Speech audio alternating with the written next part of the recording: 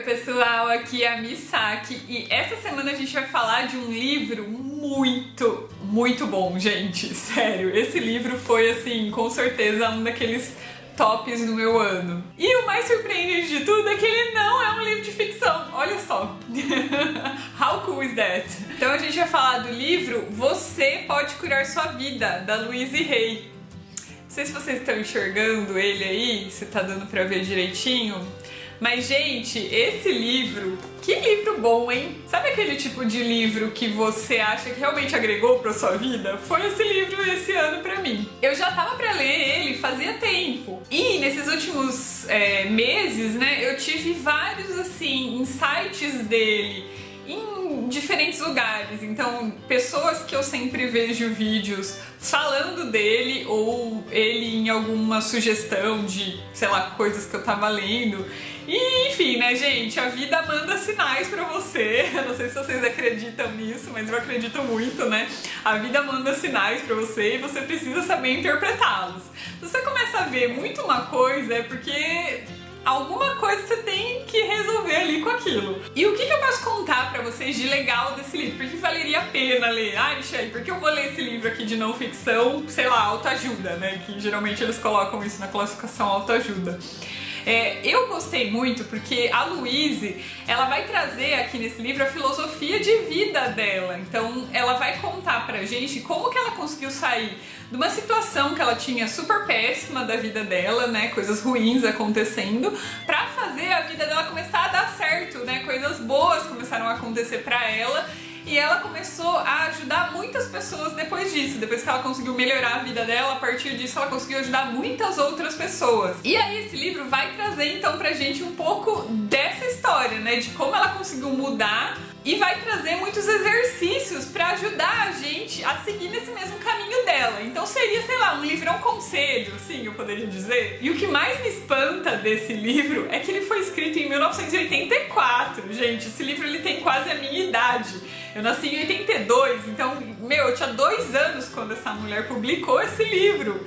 E, gente, ele é super atual, ele é muito atual. Tudo que ela fala no livro, eu acho que são coisas atemporais, sabe? Elas servem pra sempre, pra vida de todo mundo, sabe? São aqueles tipos de conselho que nunca vão ficar velhos. É exatamente isso que a gente vai encontrar nesse livro. A Louise, ela vai falar pra gente que ela acredita muito naquela lei de que você e o universo são a mesma coisa, né? E então você sempre atrai todas as coisas que você tá vibrando. É o que ela acredita. Então ela acha que se você estiver vibrando com uma energia não tão boa, você não vai atrair coisas boas pra sua vida. Isso é algo que muitas vezes você nem percebe. E por que você não percebe que você tá vibrando? Você pode até falar assim, né? Gente, mas como assim, né? Vibrar? Essa mulher tá louca. Como assim vibrar? Não existe isso de vibrar, não sei o quê. Mas vamos traduzir aqui então mais ou menos pra realidade de hoje, né? Pra tentar entender aí o que ela tá falando. Ela quer dizer que os seus pensamentos, né? As ondas ali que você emite a partir dos seus pensamentos, das suas palavras, né? Dos seus atos, tudo isso é energia que tá no universo. E aí aquilo, se for uma coisa muito negativa, se você é uma pessoa que só xinga, que só reclama, enfim, que tá sempre pensando no pior, você realmente vai atrair o pior pra sua vida. Não necessariamente tragédias ou coisas desse tipo. Pode até ser que sim, né? Mas assim, no sentido de assim, coisas boas não vão acontecer pra você se você só ficar pensando, nossa, vai acontecer o pior, nossa, mas e se acontecer não sei o quê, pensando na desgraça. Então realmente você não vai atrair coisas boas pra você se você tiver só esse tipo de pensamento. Então, para as coisas começarem a mudar, você precisa mudar esse seu padrão vibratório, né? Os seus pensamentos, as suas atitudes. E aí o que ela vai explicar pra gente? Que ela acredita que tudo isso começa, né, esses pensamentos, essas coisas que a gente tem, que a gente vai vibrando pro negativo, né, vai achando que desgraças vão acontecer e tudo mais. Ela acha que a gente adquire isso, começa a adquirir desde que a gente é criança, porque a gente vai tomando esses padrões dos adultos. adultos, né? Aqueles modelos que a gente tem em volta da gente, pais e figuras que são importantes ali, né? De adultos em volta da gente. E a gente vai acabar reproduzindo esses padrões depois que a gente cresce, sem perceber. Então, um exemplo, né? Se você teve pais que eles não te elogiavam muito, eles sempre te repreendiam, não faça isso, ou você tá fazendo muito isso errado, isso daqui não tá certo, ao invés de falar, nossa, que legal, filho, sempre enfatizavam o negativo, você vai ter uma tendência depois de adulto a sempre focar nas críticas. Então você sempre vai se criticar muito, porque quando você era criança e você tava aprendendo esses padrões aí das pessoas que eram as suas referências, você meio que foi inserido nesse padrão vibratório de se criticar. Então, mais ou menos isso aí. Até pelo lado mais cético, dá pra perceber que existe um padrão aí, né? Existe um certo padrão.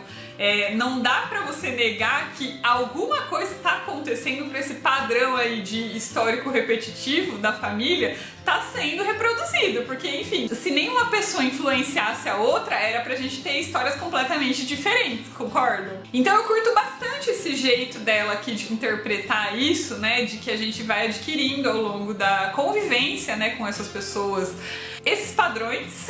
Eu curto muito isso. Não é o que eu acredito, assim, se eu for resumir pra vocês aqui o que eu acredito disso, é uma coisa muito além, eu acho que dá assunto pra outro vídeo aí, mas eu gostei bastante dessa explicação dela, eu achei que faz sentido aqui a linha de pensamento da Louise, né?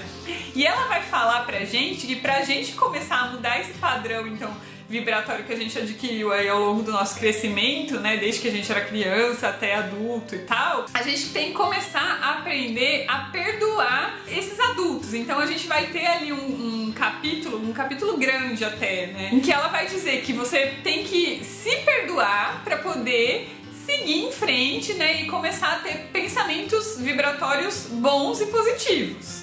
Só que pra você se perdoar, antes disso você vai ter que perdoar as pessoas, né, essas figuras do passado, que são principalmente os pais, geralmente, que trouxeram todos esses padrões vibratórios que você tem no presente. Então, pra você conseguir se perdoar, você vai ter que primeiro perdoar essas pessoas que trouxeram esses padrões ali como influência pra você. E ela vai dando exercícios muito claros pra você fazer isso, sabe? Eu achei um dos exercícios em específico muito, assim, impactantes, e é uma coisa que eu já até tinha feito de outras leituras, de outros livros até, que é você tentar resgatar o passado dos seus pais. Então, você tenta entender como que foi a vida deles, né?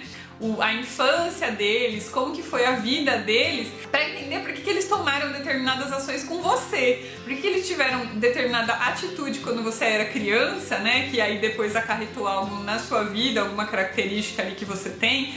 Por que eles tiveram aquela determinada atitude, sabe? Então, a partir dessa reconstituição do passado deles, né, pode ser até que você não tenha, ela fala no livro, né, pode ser que você tenha pais que não estão mais vivos, ou enfim, você não tenha contato de alguma forma, você pode tentar imaginar isso, né? A partir daquela atitude que ele tinha, imaginar por que ele teve aquela atitude, né?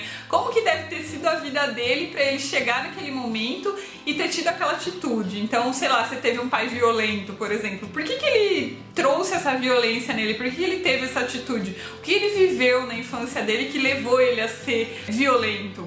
Exemplo só, né, de uma reconstituição. E esse exercício ele é muito válido, eu já usei bastante ele pra entender determinadas atitudes dos meus pais, sabe? Coisas que eu questionava de por que eles, sei lá, por que eles tiveram determinada atitude comigo ou com as minhas irmãs e eu não conseguia entender. Então, a partir desse exercício, eu achei que ficou mais, assim, claro, né? Fica mais claro pra gente por que eles tiveram aquela atitude. E a partir do momento que você traz essa consciência aí do porquê eles fizeram isso, né? Você começa a entender as razões, eu acho que isso ajuda você a dissipar esse ressentimento, essa raiva que você tinha e conseguir esse sentimento de perdão, sabe?